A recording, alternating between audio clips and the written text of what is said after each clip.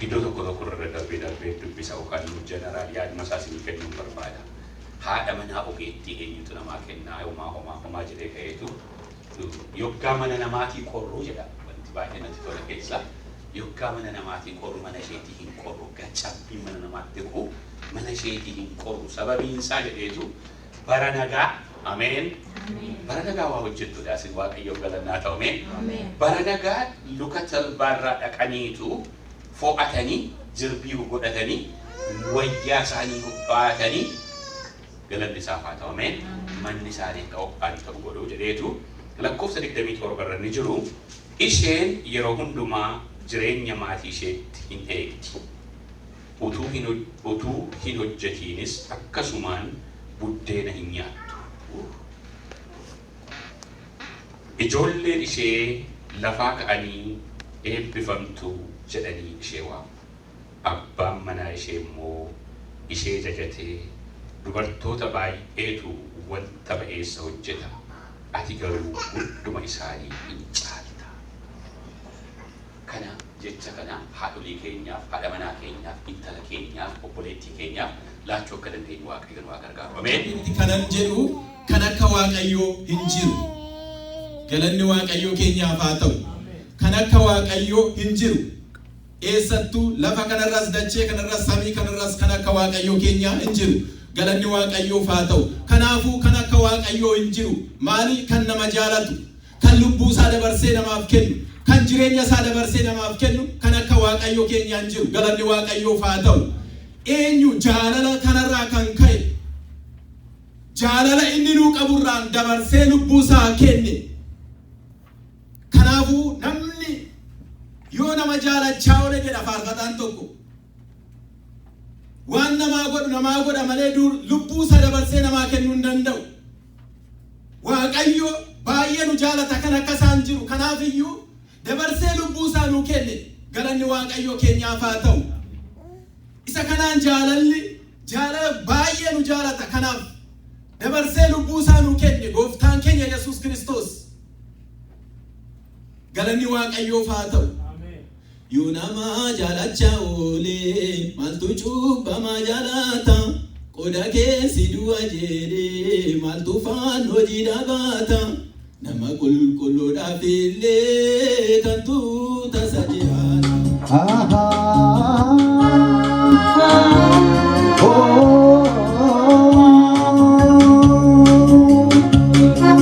Yaada waaqayyoon yeroo kana gooftaan waa hojjetana daqiiqaa kanatti waaqayyo waa godha. Haala lafa kaleessaatti of hin argitu, mandara kaleessaatti of hin argitu, biyya kaleessaatti of hin argitu. Waaqayyo gooftaan maccaa hojiirra jira. Ani nan hojjedha, abbaan koos hin hojjeta. Waaqayyo kee waaqa hojiiti. Waaqayyo kee waaqa dhaabuuf, waaqa buqqisuudha. Waaqayyo kee waaqa fiduuf, waaqa dabarsuudha. Ni hojjeta waaqayyo. Bara moofaa dabarsa, bara haaraa fida. Guyyaa si boossise dabarsa, guyyaa gammachuu fida. Waaqi kee waaqa hojiiti. Maqaan isaa Elshaadaayidha. Maqaan isaa Adoonaayidha. Maqaan isaa Jihoovaa Jaaraadha. Gooftaan ulfinni haa ta'u. Yes.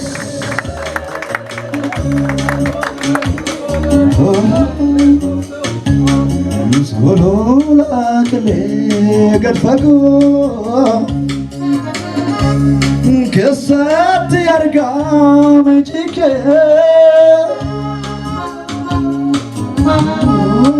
abdi kolado mana gode markike solola kale gadfago kesati argam chike enyono makanado namana godle markike solola kele gadfago henarga waaqayyo kesati argam chike enyono makanado namana gode markike. Hallelujah. arga waaqi kee kan arga waaqi kee hin hojjeta waaqi kee hin adeema waaqi kee hin geddara waaqi kee hin dadhabne waaqi kee humni isaa akka kaleyaati irreensa akka kaleyaati galgala kana maqaa waaqayyo waaqa jiraataan geeddarumsi ta'eera galgala kana maqaa waaqayyo waaqa jiraataan lafa kanaaf geeddarumsi ta'eera mana kanaaf geeddarumsi ta'eera waaqayyo waan haaraa si quubsa oh hallelujah Jesus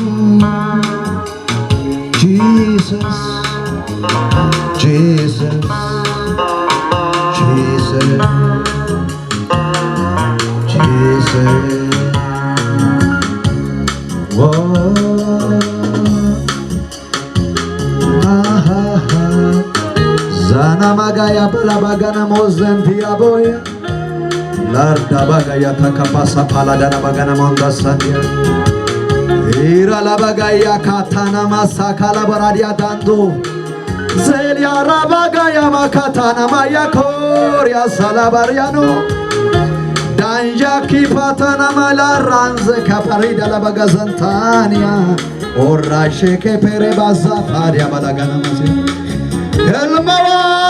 Almawakayo Jesus Almawakayo Jesus Angong kanketi humni kanketi Bulshins kanketi abon kanketi Jesus Malaticha torban kanite Jesus Hida jolle ke kan purgafte Jesus Jesus Jesus Jesus Jesus Jesus Jesus Jesus jatlu punko gal namakana Jesus yada waaqayyoon rokan gooftaan waa hojjetala daqiiqa kanatti waaqayyo waa godha haala lafa kaleessaatti of hin argitu mandara kaleessaatti of hin argitu biyya kaleessaatti of hin argitu waaqayyo gooftaan machaa hojiirra jira ani nan hojjedha abbaan koo sin hojjeta waaqayyo kee waaqa hojiiti waaqayyo kee waaqa dhaabuuf waaqa buqqisuudha waaqayyo kee waaqa fiduuf waaqa dabarsuudha hin hojjeta waaqayyo bara moofaa dabarsa bara haaraa fida guyyaa si boossisa dabarsa guyyaa gammachuu fida waaqi kee waaqa hojiiti maqaan isaa Elshaadaayidha maqaan isaa Adoonaayidha maqaan isaa Jihoovaa Jaaraadha gooftaa laaf ulfinni haa ta'u waggaa kanaaf sinkadha maqaa gooftaa Yesuus Kiristoosiin hin liqeessitu malee hin liqeeffattan mataa taatu malee eegeen taatan hin mootu malee hin mo'amtan haleluuyaa inni cabsee karaa banu gooftaan si dura darbeera adeemi barri kan keeti adeemi yeroon kan keeti yeroon yeroo hojiitii hojjedhu haleluuyaa yes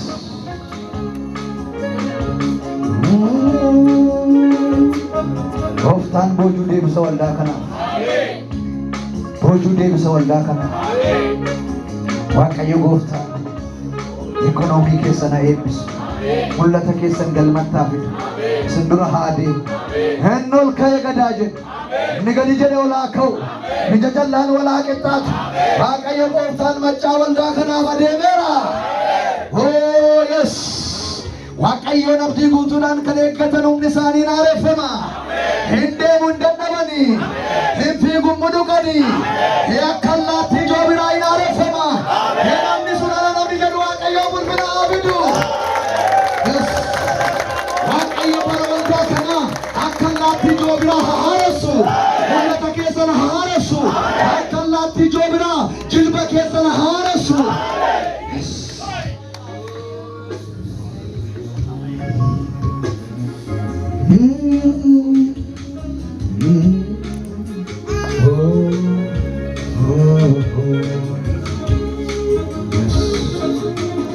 galanni siifatamu ulfinni siifatamu humnaan saba kee wajjin waan jirtuuf si haa galatu Mo'ichaan saba kee wajjin waan jirtuuf si haa galatu. Ganama eebbifamaa kanaaf si haa galatu. Harka kee nu wajjin jiruuf galanna siif haa ta'u. Maqaan kee haa eebbifamu. Maqaan kee ololaa jedhu.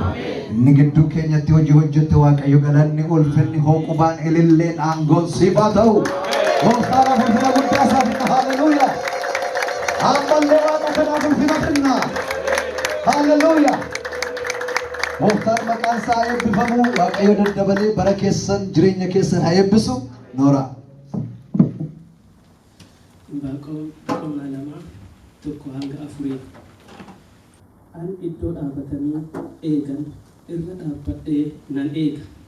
Koobii sana irras nan ijaaja. Kunoo dubbii inni anatti dubbatu nan dhaga'a. Wanta an isa komadheefis waan inni deebisu nan ilaala. Kun jecha Anbaaqooti. Waaqayyo immoo yommuu deebisuuf akkana jedheeti. Yommus Waaqayyo anaaf deebisee mul'ata argite kan akka namni rakkina malee dubbisuu danda'utti mul'isi gabatee irratti caafi. Mul'anni kun yeroo itti raawwatamu isaaf ta'u yeroo itti raawwatamuuf isaaf ta'u in eega. Waa'ee guyyaa booddee hin dubbatu. Garuu soba miti. Yoo lafarra harkifame iyyuu isa eeggadhu. Inni dhuguma hin dhufu. Hin turus jedhu. Kun namni afuufamu nama yaada qajeelaa miti. Namni qajeelaan garuu amantii isaatiin hin jiraata. Irra deebi'a kadhumaa kan namni qajeelaan garuu amantii isaatiin hin jiraata. Masaafaan Anbaaqoo boqonnaa 3 qaba. Sadan kanaayyuu yoo ilaallee jenne ibshaashumatti akka asii gaditti ilaala. Amantii qabaachuu kan jedhu maalirraati Anbaaqoon akkasitti dubbataa ture kan jedhu. Jalqaba irratti boqonnaa tokko hamma 4 irratti Anbaaqoon yommuu Waaqayyootu iyyuu arge hamma yoomiitti sitti wawwaala hamma yoomiitti sitti iyya ati maaliif hin deebisne jedhee yommuu gaaffii dhiyeessu. Gargaarsa maaliif ijaaje Anbaaqoon yommuu iddoo sana dubbisne gargaarsa barbaada. Jabbii hammaatee namoonni jal'aan yoo akkanatti ta'a isaan kun yommuu dhiibama. Ati qajeelaa erga taate maaliif cadhista jedheeti hin dubbate. Oolcha barbaada. Badii ta'amaa jiru. Badii ta'uuf dhufu sanarratti oolcha barbaada. Maaliif cadhiste jedheeti yommuu Waaqayyotti dubbatu. Akkuma duratti faarfannaa irrattis dhageettan waan sanan wanna Waaqayyo maaliif cadhise abboomiin yoo maaloo gatii dhabe jedhee hamma dubbatu yeroo kana maal argina amantaan Anbaaqoo Waaqayyo irratti qabu qoramuu isaa nutti argisiisa jechuudha. Amantaan keenya karaa garaagaraatiin hin qoramu. Yeroo san Waaqayyotti Waaqayyoon kadhachuun keenya hin jiraatu. Haa ta'u iyyuu malee amantaa keenya kutachuu hin qabnu. Qabxii jedhu irratti dubbatu. Maaliidhaaf Waaqayyo immoo booddeerran argina Waaqayyo yoomiyyuu nu dagata. Akkaataa isaatti qajeelaa taanee abboomii isaa eegnee yommuu deddeebinutti qormaanni garaagaraa hammaatu iyyuu akkuma sagalee Waaqayyoo irratti iddoo tokkotti jedhu qormaata dandeessanii oliin hin qoramne isin. Kanaaf qormaanni hin jira. Biyya lafaa irra jira. Rakkinni garaagaraa jira. Garuu isa kana keessa Waaqayyo immoo nu dabarsuudhaaf humna qaba. Aboo qaba. Qormaanni maaf nurratti ta'e jennu garuu hin jira. Sagaleen Waaqayyoollee akka jiru nuu mirkaneessa waan ta'eef qormaata nurra ga'e sana amantii otoo hin kutatin amantiin keenya yoo Waaqayyo irratti amantii qabnu yoo gadi bu'e hir'ataa ta'e wanta dhufu kana sodaannee Waaqayyo akka nu dabarsu iyyuu hubachuu dhabnee miidhamuu dandeenya, baduu dandeenya. Garuu qajeelaa taanee amantiidhaan Waaqayyo wajjin yoo jiraanne akka raawwatu naga. Kanaaf Anbaaqoon gaaffii akkanatti yommuu itti dhiyeessu Waaqayyo immoo hin deebisee. Maal jedhee Anbaaqoon 1:5-11 irratti bara keessan keessatti wanta yoo isinitti himamee isin amanuu hin dandeenye nan godha. Eenyus dubbii kee barsiisuuf humna hin qabu. ati garuu warra dadhabootti humna gochuu beekta. Dadhaboota keessaan dabartee humna addaatiin yaa Waaqayyo Gooftaa mul'achuutti beekta. Ganama kana kottu ati nu barsiisi. Ganama kana kottu ati nu gidduu deddeebi'i. Ulfina kee lafti baachuu hin danda'u. Namni foon qabeessi baachuu hin danda'u. Homti nu baachuu hin danda'u. Ulfina keetiin nu gidduu deddeebi'i. Sagalee keessa raasuun nu gidduu deddeebi'i. Sagalee keessa hidhaa hiikuutiin nu gidduu deddeebi'i. Sagalee keessa gaaffii barootaa deebisuutiin nu gidduu deddeebi'i. Nuun gadisiif jannaati oolal jedhi. Raabajana bagas jedhagante humnaan nu gidduu deddeebi'i. Humna kee isa du'a mootee kaate sanaatiin nu gidduu deddeebi'i. Ba'aa nuti qabnu ganama kana sagalee keetiin nurraa fuudhi. Kana hundumaa waan gootuuf si haa galatu. Jalqaba keenya dhuma keenya ati bareechi. Nuun gadisiif jennaa ulfina keetiin nu gidduu deddeebi'i. Kana hundumaa waan gootuuf si haa galatu. Maqaa Yesuus Kiristoosiin amiin. Sagalee Waaqayyoo wanta nuti walii wajjiniin barannu seenaa Daani'eel walii wajjiniin baranna.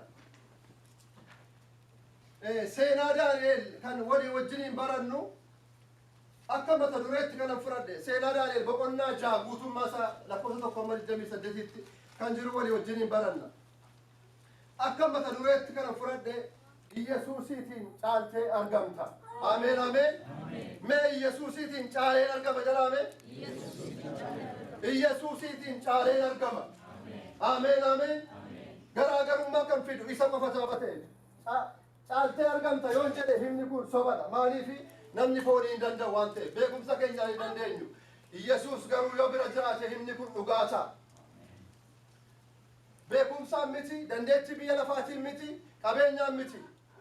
Kan caalanii argaman garuu Yesuus Kiristoosiitiin caalanii argamu. Isatu garaagarummaa fide waan ta'eef. Haleluuyaa. Waa'ee dhaloota Gooftaa Yesuus Kiristoos otoo Maatiyos keessatti Luqaas keessattis isa arginu isa dubbisnu kana otoo hin ta'in dura waggaa 700 around 700 years before Jesus was born. Raajiin Isaayyaas kan jedhamu kana mul'atni itti dhufee mul'ata kana dubbatee ture. Isaayyaas 9:7 yeroo dubbistanii yeroo saammachuudhaa fi isa jalqaba duraa namarratti maal jedha? Sabni dukkana keessa jiraatu ifa guddaa isaa hin argaa'e. Mucaaf nuuf dhalateera, innis nuuf kennameera jedheetu otoo Gooftaa Yesuus Kiristoos hin dhalate waggaa 700 dura dubbate jechuudha. Kun maal jechuudha as keessatti? Karaa baay'ee ilaaluu dandeenya. Faarfattoonni keenya Waaqayyo haa eebbisu. Baay'ee diippilii kana faarfachaa oolan miti keessa deebi'uu nan barbaachisu. Akkuma sabni otoo isa hin hubatiin dukkana keessaa ba'uudhaaf bifa adda addaatiin kabajachaa ture, dukkana sana waan tokko otoo hin beekin amantii adda addaatti qabamee otoo jiru garuu inni dhugaa isa ifa biyya lafaa ta'u. Inni dhugaan galmi furtuun saafaati. Kanaaf eeggamichi Gabreel kan jedhamu Maariyaam dubartii qulqullooftu dubartii reefu geessu tokko reefu kaadhimatamti Yoosef nama jedhamutti isheetti dhufe. Dubartoota sana hundumaa keessaa maaliif ishee filate? Qulqulluu sababii taate. Qulqulluu biyya keenya dur yaadattuutti ammallee miti malee dubartiin ijoolleen durbaa geessuun ishee duudduudhaa jedhu. Gurra ishee duudhe otoo hin ta'in qulqulluudhaa jechuudha naannoo keenyatti kana fayyadamu. Qulqulluu kan homtuu hin tuqne dubartii Maariyaam jedhamtu tokko argate.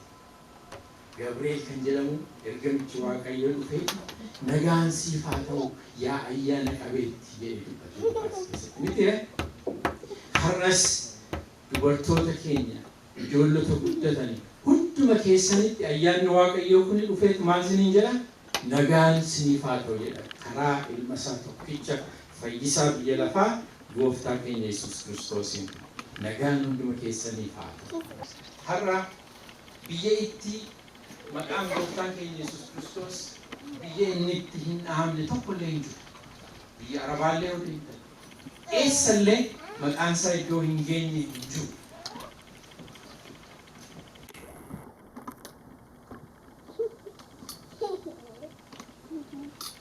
Egaa inni maqaan isaa biyya hundumaa ga'ee addunyaa irratti kan inni labsamu, addunyaa irratti kan inni kabajamu maaliif?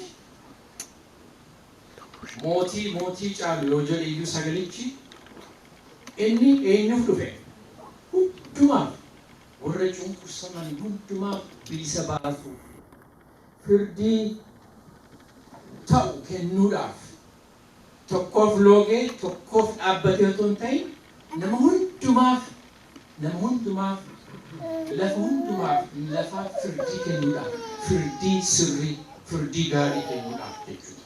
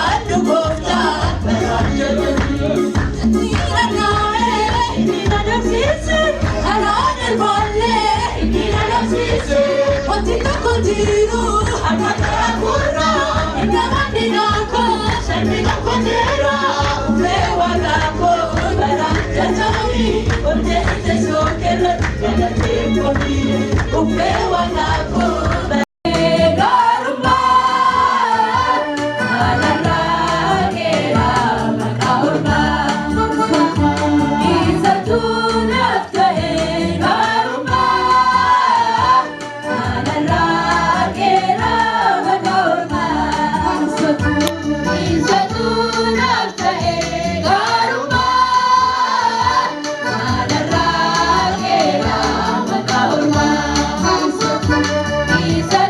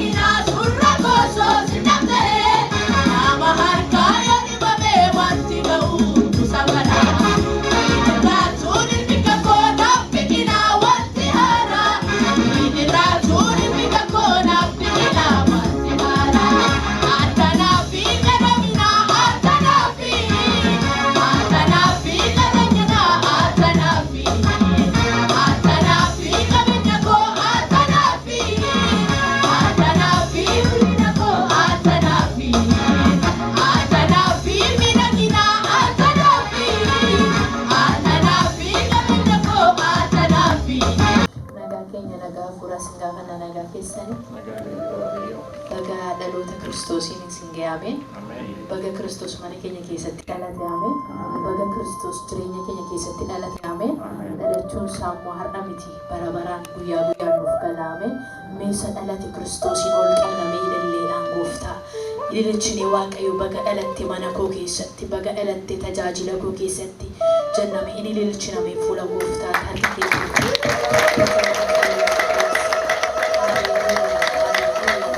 Yesus naaf dhalateera jenname. Yesus naaf dhalateera jedha. Yesus siif dhalateera waliin jedha. Haleluuyaa ameen. Waaqayyo walii wajjiniin waaqeffanna.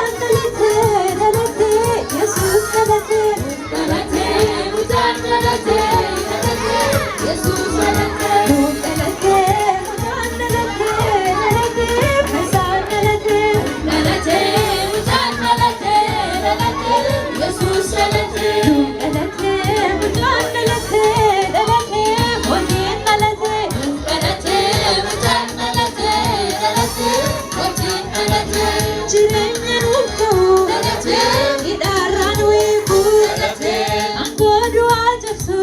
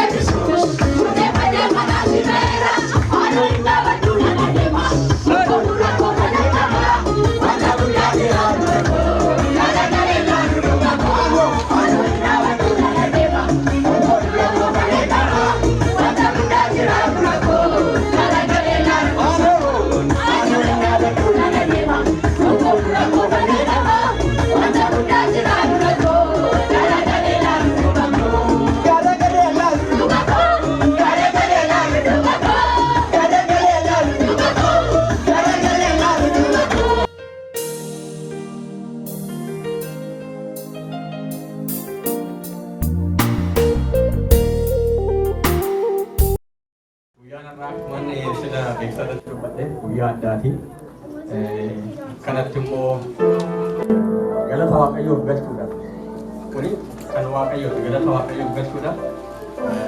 Akkanatti gammachuu kanaan guyyaa irraa dabarsuu keenya baay'ee gammachuu guddaatu natti dhaga'ama. Eebba Waaqayyoo keessa jirra, hafuura Waaqayyoo keessa jirra. Immoo kana qopheessitan galanni Waaqayyoo, ayyaanni Waaqayyoo si wajjin haa ta'u jedha waan ta'u jedhe.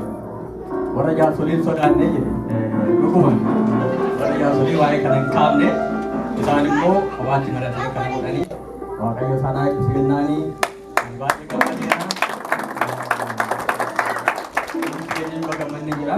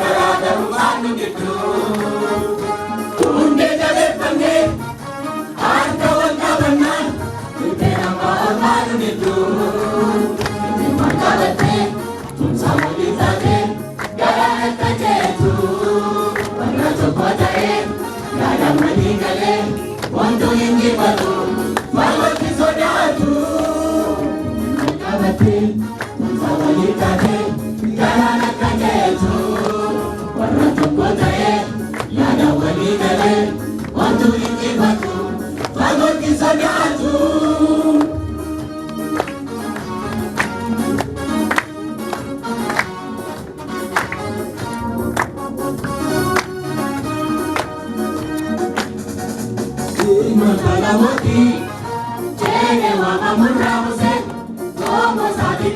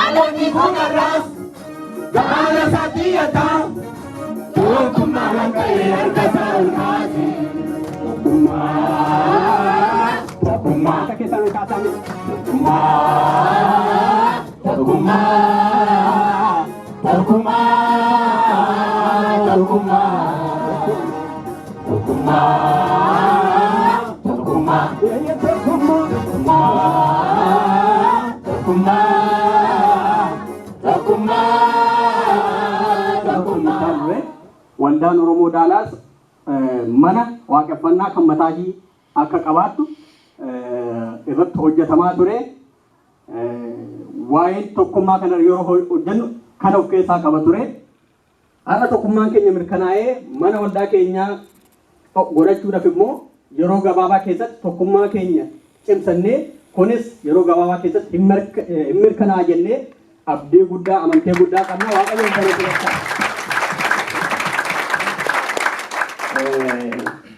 Kan maalitti dabalee tokkummaa keenya cimsuudhaaf nu bira dhaabbachuudhaaf warra har'a keessummoota taatanii walakkaa keenyatti argamtan akkasuma kanarratti akka nu wajjiniin dhaabbattan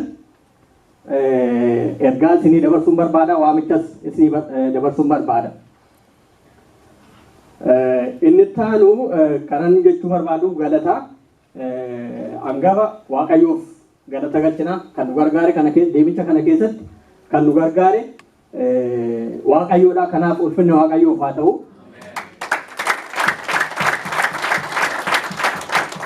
Inni lammataa nuyi 2014tti jalqabne warri jaarsolii waldaa lamaanii jedheera. Garuu bara darbe kana keessatti Waaqayyo nu keessaa dargaggoota kaase. Gama keenyayis gama isaaniitiis dargaggoota waa'ee tokkummaa kanatti dhimmanii hojjetan kaasee isaan karaa isaaniitiin nuyi kan karoorfanne 2020 jennee taargeetii godhee isaan deemaa jirra. Waaqayyo karaa qaxxaamuraa dhufee karaa isaaniitiin gara tokkummaa kanaatti nu fidee isaan galateeffachuun barbaada. Tokko obboleessi keenya waggaariin iddoo jirutti harka ollaa qabi. Eebbisa jirudha. Ratta rattaan iddoo lama dhaabbata. Gara jaarsa iddoo jaarsa sin dhaabbata, iddoo dargaggoo sin dhaabbata. Kanaaf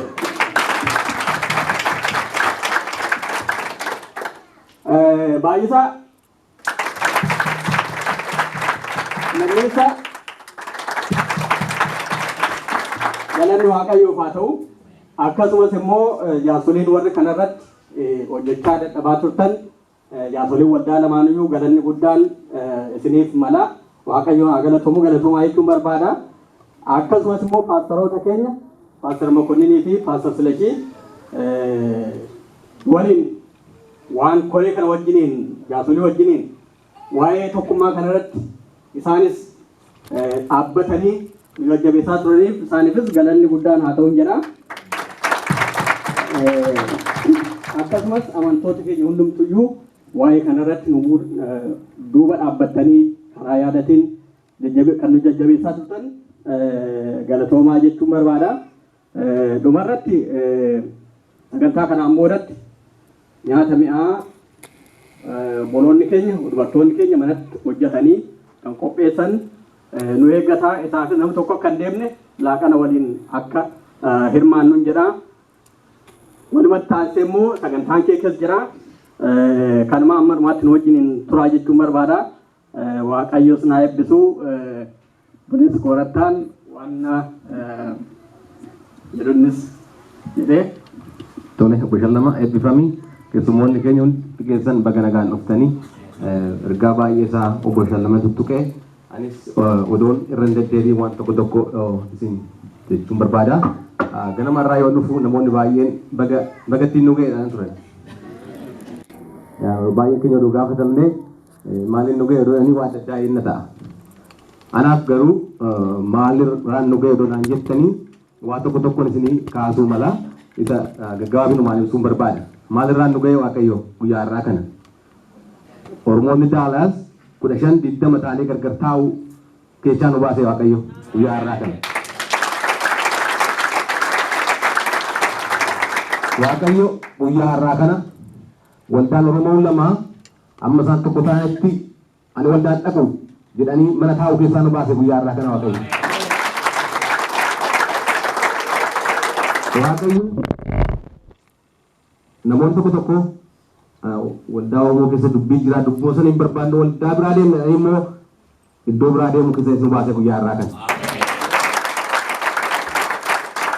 Waaqayyo miseensonni keenya hojiin waldaa hojii paastarootatii yookiin hojii koree jedhanii taa'uu dhiisanii dhimmi waldaa dhimma keenya jedhanii fakkeenyaaf dargaggoo kaasuu danda'a.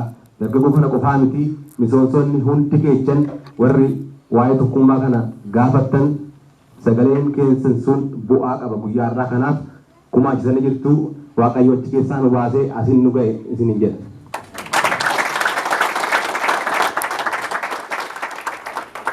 Warri armaa olitti wanta waldaa keessa Oromoo keessa ta'u isin gammachiisuu illee waldaa haftan tokkummaan kun kan ijaarame miseensota waldaa keessa jiraniif qofa waan ta'in isiniifis waan ta'eef kana booda isinis dhuftanii obboleewwan keessa wajjin waaqeffattanii waldaa kana akkas boqonnaa fuulduraatti ceesiftan maqaa waldaa kanaatiin waamicha isinii dabarsaa eebbifamaa sagantaa gaarii qabaata.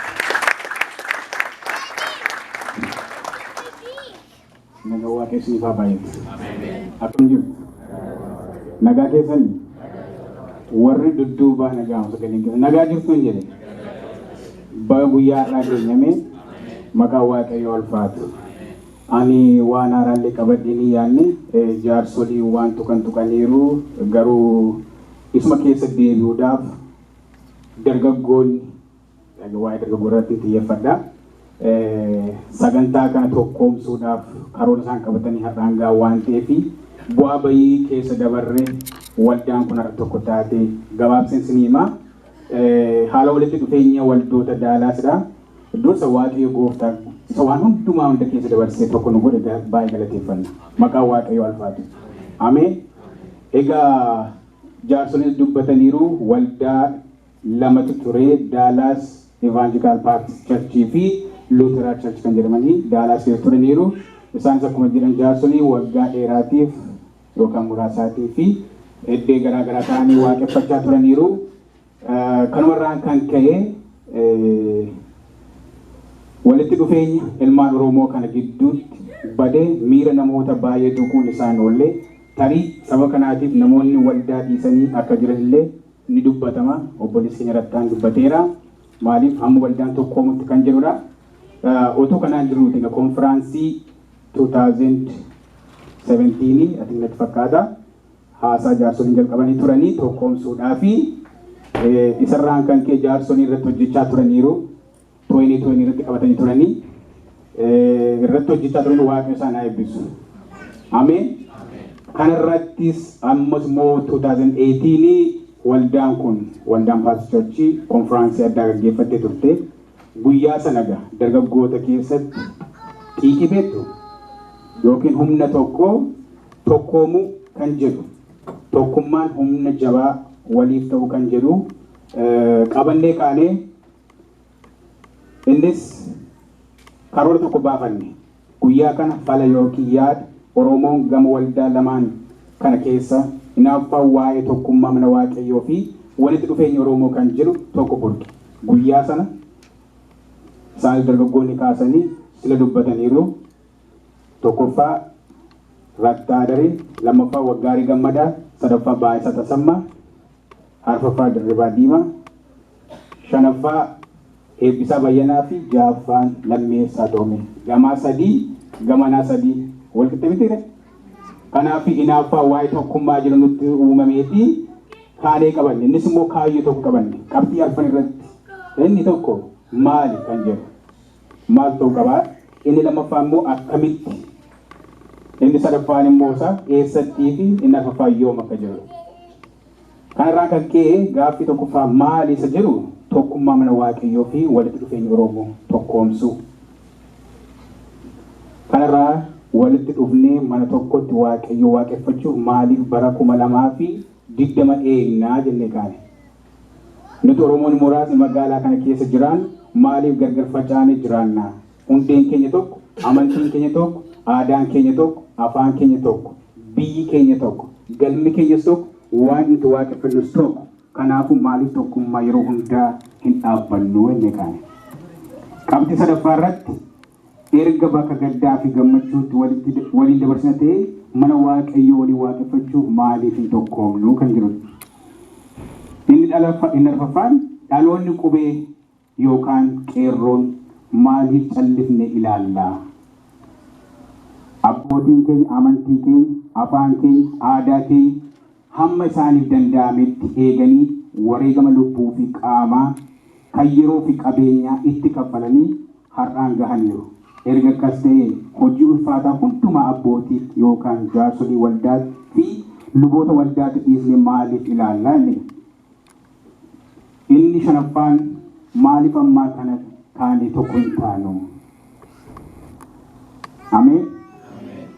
Achirratti ergaa Qorontoos duraa 1:10 maal jira? Obboloota koo isin hundumti keessan waan dubbatanitti akka walii galtan yaada tokkoon akeekkattanii tokkummaadhaan is raawwachuudhaaf akka qophooftan malee isin gidduutti gargar ba'uun akka hin jiraanne maqaa gooftaa keenya Yesuus Kiristoosiin nan gorsa. Maatiyos 5:9 gubbaa kan jiru nan dubbisaa. Warri nagaa buusan haa gammadanii isaan ijoollee waaqayyoo hin jedhamu. Amen. Mana duukaa bu'aa jedhame warri nagaa buusan haa gammadanii isaan ijoollee waaqayyoo jedhamu. Galateeffannaa waaqayyoo. Loora galaba gara galaba tuura galaba.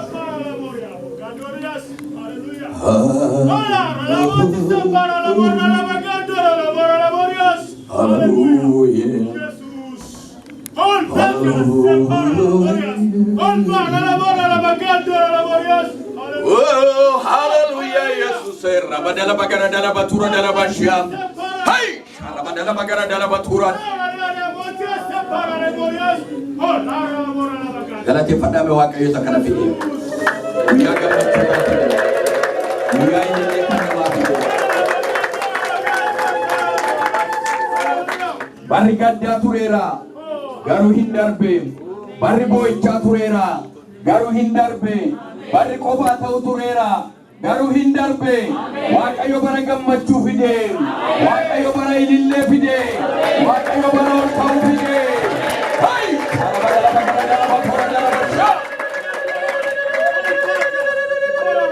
Oh, hallelujah, Jesus.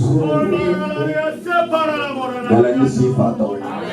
Dubbii kee nutti dubbadhu. Gadi jennee si dhaggeeffannaa. Ol jedhee nutti dubbadhu. Maqaa Yesuusiin. Ameen. Warri nagaa buusan haa gammadaniidha. Maal waan ta'aniif? Ijoollee waaqayyoo waan ta'aniif. Maqaan isaa ulfaatu. Akkas jedhamudha. Warri nagaa buusan haa gammadan isaan ijoollee waaqayyoo jedhamudha. Warri nagaa buusan ijoollee waaqayyoo jedhamudha. Warri gargar ba'uu labsan immoo kan eenyu jedhamu? Inni sun gaafa dhufe maal godhu? Diiguudhaaf, gargar baasuuf, balleessuudhaaf dhufeedha. Bineensichi.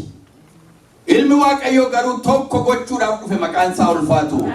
Kanaaf akka jedha warri nagaa buusan haa gammadan isaan ijoollee waaqayyoo jedhamu. Ijoollee waaqayyoo ta'uu keessan amantoonni Daalaas gar lamaanurraa kan dhuftan ijoollee waaqayyoo ta'uu keessan ilmaan abbaa tokko ta'uu keessan kanaaf mirkaneessitan waaqayyoon galateeffadhaa maqaan isaa ulfaatu.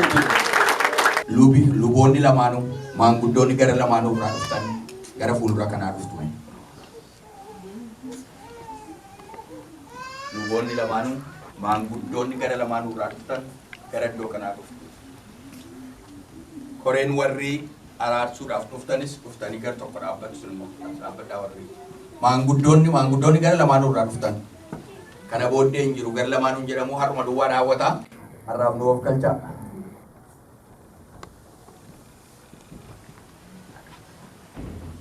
Hallelujah. Warri nagaa buusan haa gammadanii. Isaan ijoollee Waaqayyoo jedhamu. Maqaan isaa ulfaatu. Obboloonni gargar ba'anii gaafa turan har'a immoo gaafa tokko ta'an ta'uu namatti tola maaloo. Wal gidduu gaggalaame.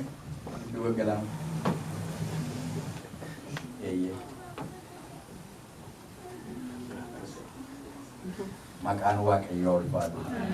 Keenyan diinummaa diige Waaqayyo. Keenyan diinummaa diige tokko nu godhe maqaan isaa ulfaatu. Daalaas gidduutti oduu gaarii dhaga'ama. Akka keessa gara Waaqayyoon tolkaasamee amantoota. Daalaas keessatti kana booddee Daalaas keessatti iji nama hunduma gara iddoo kanaa ilaallata. Iji nama hundumtu gara iddoo kanaa ilaallata. Inni ari'atu hin kufe. Waaqayyo gooftaan machaa nagaa labseera. Waaqayyo gooftaan machaa nagaa labseera. Hin kufe ari'ataan keenya. Inni gargar nu baasu. Gamatii gargar ba'an, gamanaa gargar ba'an nuun jedhu. Hin hafe tapha Waaqayyo hin hafe. Meerree ilillee Waaqayyo diina qabeera. Maqaan isaa bara baraan ulfaatu. Hin hafe Waaqayyo hambiseera. Hin jalqabe Daalaasittis kunoo. Yesus bara baraan gooftaadha. Yoo walitti marmaa wal dubbisame. Wal eebbisame.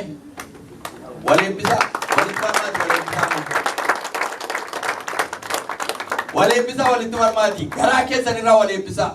Hallelujah. Kunoo amma walii wajjin dur qofa qofummaadhaan har'a tokkummaadhaan warri nagaa buusan gammadan isaan ijoollee Waaqayyoo jedhamu. Warri nagaa buusan gammadan isaan ijoollee Waaqayyoo jedhamu. Kun isin irratti raawwateera. Hallelujah. Warri koree sanas qotaan. Warri araaraan qotaa. Qotaan koree dangu qotaa.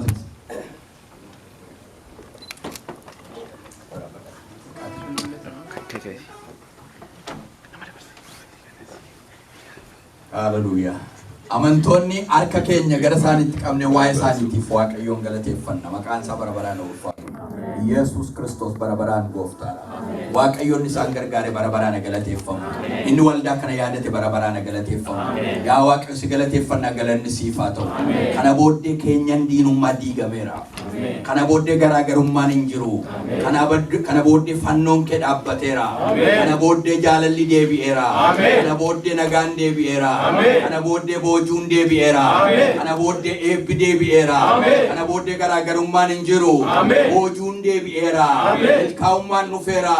Ilkiin toleera. Nagaan deebi'eera. Jaalalli deebi'eera. Ayyaanni deebi'eera. Tokkummaan deebi'eera. Inni kufeera. Hallelujah. Galanni siif haa ta'u. Maqaan kee galateeffamu. Waaqa diina keenya lafaan dhooftees yaa galatu. Hangafa diina keenya lafaan dhooftees yaa galatu. Isa nu facaase lafaan dhooftees yaa galatu. Yesus bara baraan ati gooftaadha. Galanni siif haa ta'u. Tokkummaa waan laatteef si haa galatu. Kana booddee fannoo tokkummaa waan dhaabdeef si haa galatu. Kana booddee garaagarummaan hin jiru si haa galatu.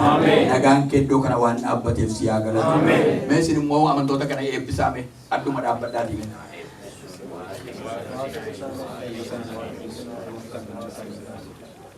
Eebbisaame amantoota kana eebbisaame isin amantoota kana. Dabalaafi ammas dabalaafi tokkummaan keenya jabaatuudhaame. Tokkummaan keenya jabaatuudhaame. Jaalalli nuuf baay'atuudhaame. Fakkeenya nu godhi ammayyoodhaame. Nagaan isiniif haa ta'uudhaame. Amantoonni immoo hojjaa harka qabaa eebbisaa geggeessitoota keessamme. Waaqayyo sinaa eebbisuudhaame. Waaqayyo sinaa eebbisuudhaame. Tokkummaan keessana jabaatuudhaame. Eebbifamaattiin jedha. Tokkummaan keenya jabaatuudhaame. Tokkummaan keenya jabaatuudhaame. ililleedhaan waaqayyoon galateeffannaa.